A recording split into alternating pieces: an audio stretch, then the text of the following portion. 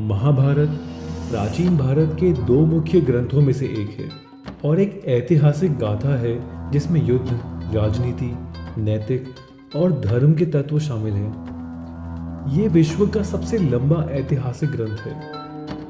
आइए जानते हैं महाभारत के 10 बाहुबलियों के बारे में। दुर्योधन। दुर्योधन कौरवों में सबसे बड़े भाई थे और एक बहुत बड़े योद्धा भी थे जिनको गदा चलाने की कला में महारत हासिल थी। असल में उस जमाने में गदा चलाने में वो सर्वश्रेष्ठ लोगों में से थे। दुर्योधन के पास गजब की शारीरिक शक्ति थी और छोटी मोटी चोटों का उन पर कोई असर नहीं होता था। कहते हैं कि दुर्योधन में 1000 आदमियों की शक्ति थी। दुर्योधन ने अपनी युद्ध कला उनके गुरु कृपाचार्य और द्रोणाचार्य से सीखी थी, जिसके बाद उन्होंने बलराम से गदा चलाने की कला सीखी। वो पूरे भारत वंश के सबसे क्रूर और बेरहम शासक थे। महाभारत जैसा विशाल युद्ध शुरू करने के पीछे दुर्योधन सबसे बड़ा कारण थे। भीम 5 पांडव भाइयों में दूसरे सबसे बड़े भाई थे, जो कि कुंती और वायुदेव के पुत्र थे। अपने पिता की ही तरह वो भी बहुत शक्तिशाली थे। उनको इंद्र और वायुदेव के बराबर शक्तिशाली माना जाता था। भीम अपने भाइयों में से सबसे बलवान और सबसे तेज थे। और तो और अगर शारीरिक बल की बात की जाए तो वो महाभारत के सबसे शक्तिशाली योद्धा थे। कहते हैं कि भीम में 1000 हाथियों की शक्ति थी। उन्होंने बलराम से गदा चलाने की कला और तलवारबाजी सीखी और वो एक बहुत बड़े पहलवान भी थे। उनकी शक्ति का अंदाज़ा इस बात से भी लगाया जा सकता है कि एक बार बचपन में वो एक पहाड़ की चोटी पर अपनी माँ की गोदी से गिर गए। भीम ना सिर्फ जिंदा बच गए, बल्कि जिस चट्टान पे वो गिरे वो चट्टान चकनाचूर हो गई। अभिमन्यु महान योद्धा अर्जुन के पुत्र थे। उन्होंने अपना बचपन द्वारका में सुभद्रा और कृष्ण भगवान के साथ बिताया। उनको कृष्ण जी के बेटे प्रद्युम्न और उनके पिता अर्जुन ने युद्ध कला की शिक्षा दी। अभिमन्यु में सीखने की कमाल की क्षमता थी। उनकी शिक्षा उनकी माँ सुभद्रा की कोख में ही शुरू हो गई थी। अपनी माँ की कोख में ही उन्होंने अपने पिता अर्जुन को सुभद्रा को अलग अलग युद्ध नीतियों के बारे में बताते हुए सुन लिया था। और तो और अभिमन्यु ने चक्रव्यूह में प्रवेश करने का रहस्य भी सुन लिया था। लेकिन सुभद्रा के बीच में सो जाने की वजह से अर्जुन अपनी पूरी बात नहीं बता पाए और अभिमन्यु चक्रव्यूह को तोड़ने के बारे में नहीं सुन पाए। पांडव सेना में अभिमन्यु उन 3 लोगों में से थे जिनको चक्रव्यूह के खिलाफ लड़ना आता था। अभिमन्यु को उनकी हिम्मत और लड़ने की कला अपने पिता अर्जुन और दादा इंद्र से विरासत में मिली थी। कहते हैं कि अभिमन्यु अर्जुन के बराबर शक्तिशाली थे और वो सिर्फ 16 साल के थे जब वो महाभारत का हिस्सा बने। घटोत्कच भीम और राक्षसी हिडिंबा के पुत्र थे। अब क्योंकि घटोत्कच आधे राक्षस और आधे इंसान थे, उनके पास कई शक्तियां थी। वो राक्षसी हिडिंबा के बेटे थे, इसीलिए वो उड़ सकते थे और राक्षसों की सारी शक्तियां उनके पास थी। और क्योंकि वो एक क्षत्रिय के भी पुत्र थे, तो उनमें भीम का ज्ञान और शारीरिक शक्तियां थी। घटोत्कच कई दैवीय शक्तियों के मालिक थे, जैसे कि वो अपना आकार मनचाहा बदल सकते थे, जिसकी वजह से बड़े बड़े योद्धा भी उनके सामने आने से घबराते थे। उनकी ताकत का अंदाजा इस बात से लगाया जा सकता है कि उन्होंने कौरवों की लगभग पूरी सेना को एक रात में ही हरा दिया था। अश्वत्थामा द्रोणाचार्य और कृपि के बेटे हैं। वो कौरवों में सबसे बड़े योद्धाओं में से एक हैं और भगवान शिव के अवतार भी हैं। द्रोणाचार्य ने भगवान शिव को प्रसन्न करने के लिए सालों तक तपस्या की ताकि उनको शिवजी जैसा वीर पुत्र मिले। अश्वत्थामा के जन्म के वक्त उनके सर पर एक मणि थी जो अश्वत्थामा को इंसानों से नीचे किसी भी प्राणी पर काबू करने देती थी।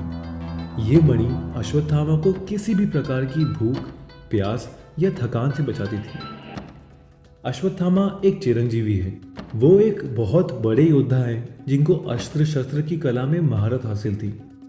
उनके पास दैवीय हथियार थे, जैसे नारायण अस्त्र, अग्नि अस्त्र और तो और शक्तिशाली ब्रह्मास्त्र भी। भीष्म ने यह कहा था कि अश्वत्थामा को जब गुस्सा आता है तब युद्ध में उनसे लड़ना नामुमकिन है, क्योंकि वो शिवजी जैसा रौद्र रूप ले लेते हैं। द्रोण अश्वत्थामा के पिता थे और वो कौरवों और पांडवों के शाही गुरु भी थे। वो युद्ध कला के गुरु थे। उन्होंने अर्जुन और कर्ण को तीरंदाजी यानी तीर धनुष चलाना सिखाया था। दुर्योधन और भीम को भी गदा चलाना उन्होंने ही सिखाया था। भीष्म और कर्ण की तरह ही द्रोण भी भगवान परशुराम के शिष्य थे। द्रोण अपने वादे की वजह से कौरवों की तरफ से महाभारत के युद्ध में लड़े। वो बहुत ज्ञानी थे और महाभारत में सबसे बड़े रणनीति बनाने वालों में से एक थे। अर्जुन इंद्रदेव के बेटे थे। वो पांडव भाइयों में तीसरे पांडव और सबसे महान तीरंदाज थे। गुरु द्रोण ने अर्जुन को शिक्षा दी, लेकिन बाद में युद्ध कला में वो अपने गुरु से भी आगे निकल गए। अर्जुन महाभारत के सबसे शक्तिशाली योद्धाओं में से थे और तो और उनको हर तरह के दैवीय शस्त्रों का ज्ञान था। अर्जुन के पास ब्रह्मास्त्र, पशुपात अस्त्र, प्रजापति अस्त्र और ऐसे कई अस्त्र थे, लेकिन अर्जुन ने एक बार भी इनको महाभारत में इस्तेमाल नहीं किया।